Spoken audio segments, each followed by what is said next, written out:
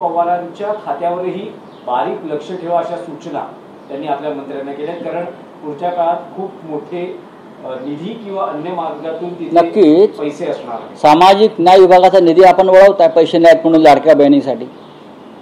मग माळेगाव कारखान्याला आपण 500 कोटी रुपये द्यायचे जे वचन दिलेलं आहे निवडणुकीच्या आधी, एका कारखान्याला माळेगाव कारखाना निवडणुकीत जिंकता यावं हा भ्रष्टाचार आहे, हे करप्शन आहे, की लालूच आहे.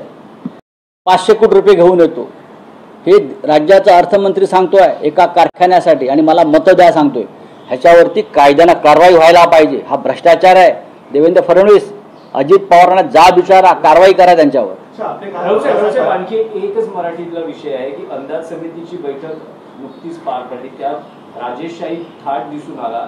जे त्यात सहभागी झाले होते आमदार, खासदार किंवा मंत्री किंवा अन्य, त्यांना चांदीच्या ताटात जेवण नाही. असं आहे की या 5 स्टार मध्ये महाराष्ट्राची दर्शनासाठी गाड्या असतील. महाराष्ट्राच्या अंदाज समितीचे जे अध्यक्ष आहेत अर्जुन खोतकर यांच्यावरती भ्रष्टाचाराचे आरोप आहे.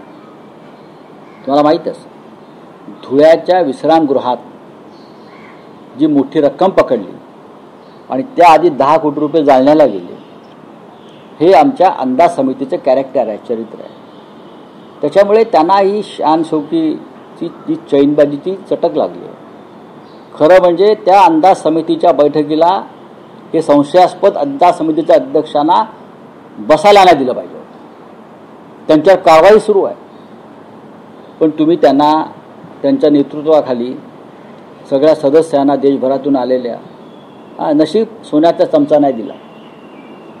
चांदीच्या ताटामध्ये सोन्याच्या ताटात चांदीच्या पाटावर मोत्याचा घास तुला भरविते.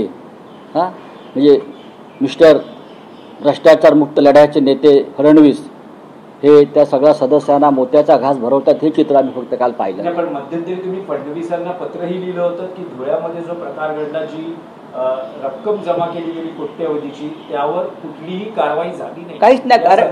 कारण स्वतः हे राज्यकर्ते हे या लुटीच्या वाटेकरी आहेत, त्याशिवाय हे गप्प बसणार नाहीत. हे लुटीचे वाटेकरी आहेत. आणि असा भ्रष्ट अंदाज समितीचा अध्यक्ष काल ज्या पद्धतीनं देशभरातल्या अंदाज समितीच्या अध्यक्षांच्या कार्यक्रमात निर्वत होता, हा या महाराष्ट्राला कलंक आहे आणि फडणवीस यांच्या कारकिर्दीला कलंक आहे.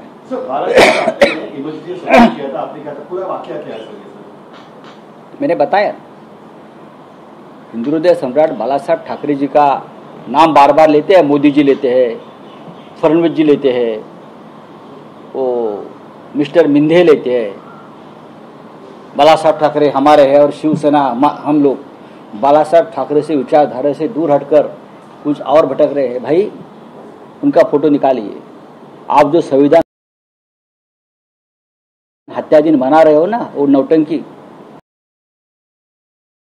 समर्थन किया था. बाला साहब ठाकरे ने आपातकाल, इमरजेंसी, आनी बानी का पूरा समर्थन किया था.